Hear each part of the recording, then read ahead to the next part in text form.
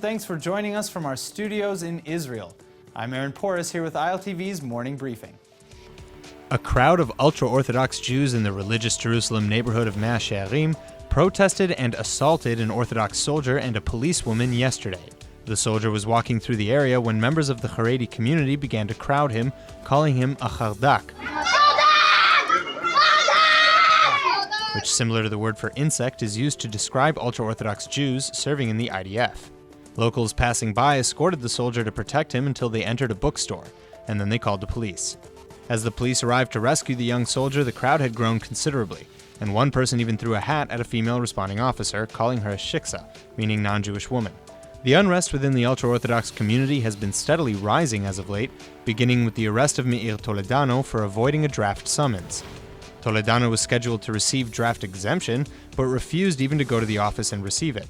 Some within the Haredi neighborhoods expressed fear that the situation would break down further, saying police need to do more to combat the phenomenon of ultra-Orthodox protesters attacking people from or related to the army. One community member said, quote, "The writing is on the wall in bright red. We need to take action before it's too late," end quote. Ysrael Meir Toledano has just been sentenced to serve 56 days in military jail. Toledano was arrested last month for avoiding the draft office, even though he was scheduled to get an exemption to continue his yeshiva studies anyhow.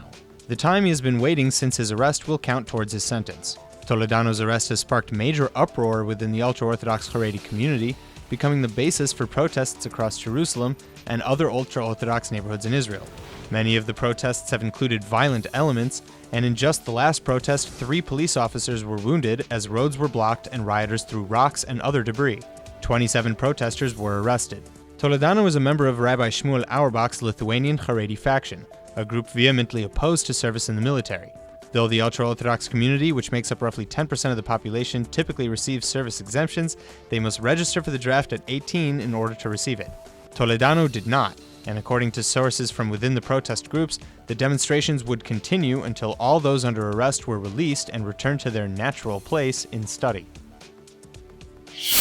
On Sunday at the Hatzor air base near H.R.W to the north of Gaza, Prime Minister Benjamin Netanyahu declared that the IDF's new intermediate-range missile defense system, David Sling, is now fully operational.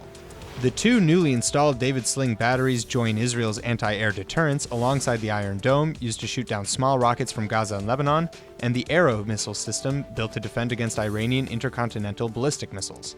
Speaking ahead of a ceremony marking the completion of the David Sling, Netanyahu said, quote, "This afternoon we are going to make the anti-missile defense system David Sling fully operational.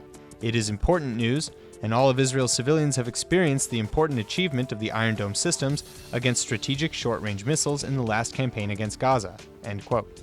Referring to the possibility of a renewed conflict with Hamas, the Israeli PM went on to say that, quote, "I will reiterate, whoever wants to strike us will be beaten, and those who threaten our existence are putting their own lives at risk," end quote.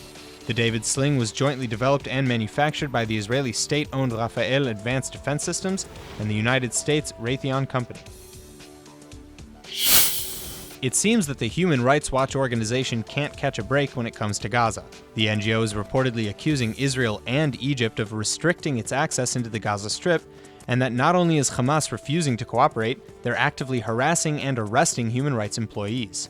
H.R.W. has just published a 47-page report accusing Israel of, quote, "systematically barring researchers from entering the Strip since 2008, and that Egypt joined Israel with a similar prevention policy in 2012. The report went on to claim that Hamas, the internationally recognized terror organization that rules over the Gaza Strip, has been refusing to cooperate with investigators and allowing retribution against members of the organization who criticize the Islamist regime.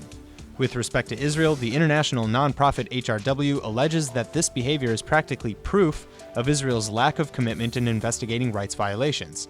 Though Israeli officials have often criticized organizations like Human Rights Watch and Amnesty International for their supposed anti-Israel bias, COGAT, the Israeli defense program that coordinates access to Palestinian territories, denied the accusations. COGAT released a statement countering H.R.W.'s claims, saying that over 1,000 people cross through the border every day for a variety of purposes, including many human rights organizations. The state of Texas has just joined the bandwagon of passing anti-BDS legislation in a unanimous vote of 10-0 last Wednesday. The bill would ban all state contracts and investments in companies aligned with the boycott movement.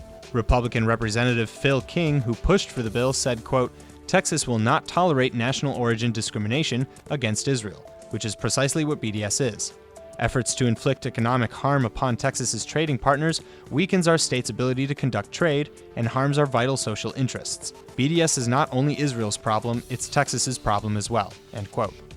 Just last month, Texas passed a similar anti-BDS bill in a vote of 25-4. Governor Greg Abbott is expected to sign it into law soon.